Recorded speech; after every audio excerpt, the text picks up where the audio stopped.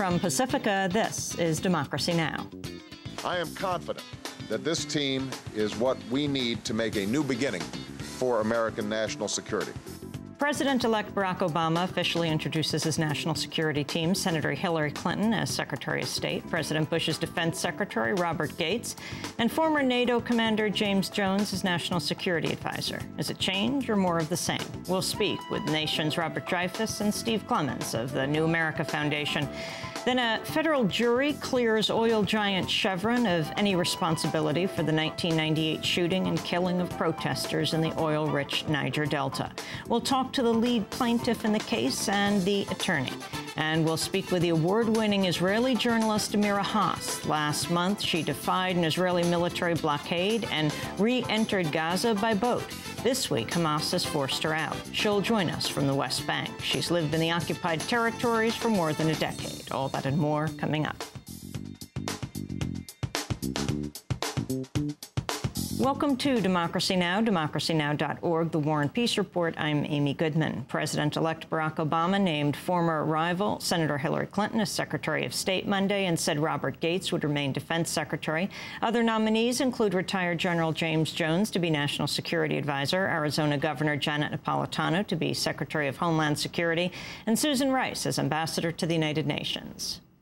To succeed, we must pursue a new strategy that skillfully uses, balances, and integrates all elements of American power, our military and diplomacy, our intelligence and law enforcement, our economy, and the power of our moral example. The team that we've assembled here today is uniquely suited to do just that. President-elect Barack Obama also nominated Eric Holder to be Attorney General. Eric also has the combination of toughness and independence that we need at the Justice Department. Let me be clear, the Attorney General serves the American people, and I have every expectation that Eric will protect our people, uphold the public trust, and adhere to our Constitution. We'll have more on President-elect Barack Obama's cabinet selections after headlines. In economic news, the Dow Jones Industrial Average plunged 680 points Monday after the National Bureau of Economic Research declared the country has been in a recession for nearly a year. In California, Governor Arnold Schwarzenegger declared a fiscal emergency Monday and warned California could run out of cash within 2 months. Schwarzenegger said the state's growing deficit could reach $28 billion by 2010. This comes as cities and states across the country are proposing sweeping cuts in services as they face record deficits. In Philadelphia, Mayor Michael Nutter has proposed closing 11 of the city's libraries, disbanding 7 fire companies, shutting down 68 city pools, and eliminating 800 government positions. In San Diego, the school department has slashed funding for teacher supplies. One high school teacher has begun selling ads on test papers to raise money to pay for the photocopying costs. President-elect Obama is meeting with Democratic governors in Philadelphia today. In one of his first exit interviews, President Bush appeared on ABC Nightly News Monday. Host Charles Gibson asked the president about the troubled economy. I'm sorry it's happening, of course. Obviously, I don't like the idea of people losing jobs or being worried about their 401ks. On the other hand, the American people got to know that we will safeguard the system. I mean, we're in, and if we need to be in more, we will. During the same interview, President Bush discussed the invasion of Iraq. What were you most unprepared for? Well, I think I was unprepared for war. In other words, I didn't campaign and said, please vote for me, I'll be able to handle an attack. In other words, I didn't anticipate war. One of the things about the modern presidency is that the unexpected will happen. Thailand is in a state of political turmoil after the nation's constitutional court ordered the dissolution of the ruling People Power Party for electoral fraud. The court also ruled the current prime minister, Chamthai Wongsuat, and 36 other party members be banned from politics for 5 years.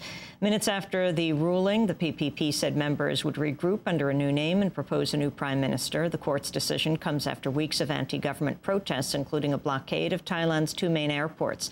On Monday, a protester was killed and 22 others wounded in a bomb blast at the Dan Muang airport. ABC News is reporting U.S. intelligence agencies warned their Indian counterparts in mid-October of a potential attack from the sea against hotels and business centers in Mumbai.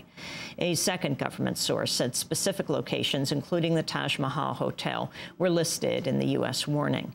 Meanwhile, India has called on Pakistan to extradite 20 fugitives. India believes some of the 20 had links to other attacks in India.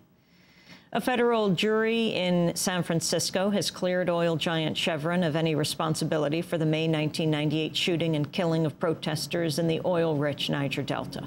Survivors of the shooting have argued Chevron should be held accountable because it paid the Nigerian military and transported them by helicopter to the oil platform.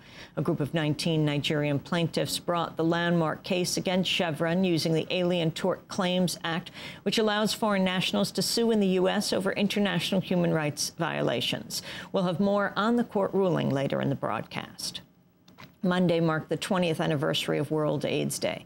Miguel Descoto, the president of the United Nations General Assembly, called on the international community to intensify efforts to fight AIDS. Simple facts that 2.5 million people were infected with HIV last year, and another 2.1 million died of AIDS around the world, underscores the huge amount of work that remains to be done.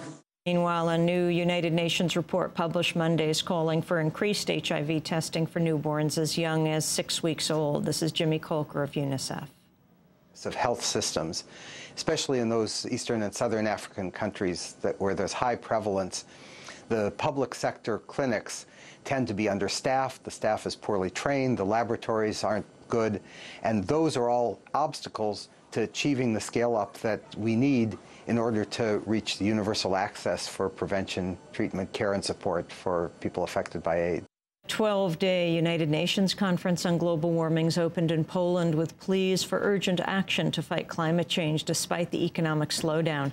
The 192-member UN Framework Convention on Climate Change is aiming to craft a new international pact to replace the Kyoto Protocol by next year.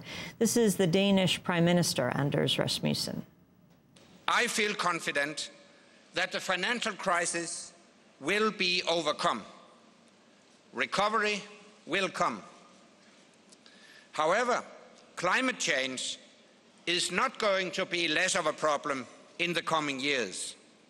On the contrary, climate change will only grow stronger if we do not act now. Voters in Georgia head to the polls today for the state's U.S. Senate runoff between Republican incumbent Saxby Chambliss and Democratic challenger Jim Martin. The Democrats could still obtain a filibuster-proof Senate majority of 60 seats if Martin wins today and if Al Franken beats Republican incumbent Norm Coleman in the recount in Minnesota. In New York, the Nassau County District Attorney's Office has agreed to drop charges against 10 members of Iraq Veterans Against the War and 5 of their supporters who were arrested in October outside the last presidential debate. It was at Hofstra University. The so-called Hempstead 15 were charged with disorderly conduct and failure to obey a lawful order. The protesters were arrested as they tried to enter the debate in an effort to ask the candidates about the Iraq War, war resistors, and veterans' treatment. One of the vets, Nick Morgan, is planning to sue Nassau County. He was hospitalized after his face was trampled by a police horse. In Texas, a judge has dismissed indictments against Vice President Dick Cheney and former Attorney General Alberto Gonzales for their alleged role in the abuse of prisoners in private prisons in Texas. The indictment had cited Cheney's investment in Vanguard Group, which owns an interest in private prisons in South Texas. Gonzales was accused of using his position while in office to stop an investigation in 2006 into abuses at one of the privately run prisons. And the CEOs of GM and Ford have announced plans to drive from Detroit to Washington this week instead of flying in a corporate jet. GM CEO Rick Wagner will make the 9-hour trip in a Chevrolet Malibu hybrid. Ford CEO Alan Mulally will drive a Ford Escape hybrid. The CEOs are returning to Washington to seek a $25 billion bailout of the auto industry. And those are some of the headlines. This is Democracy Now!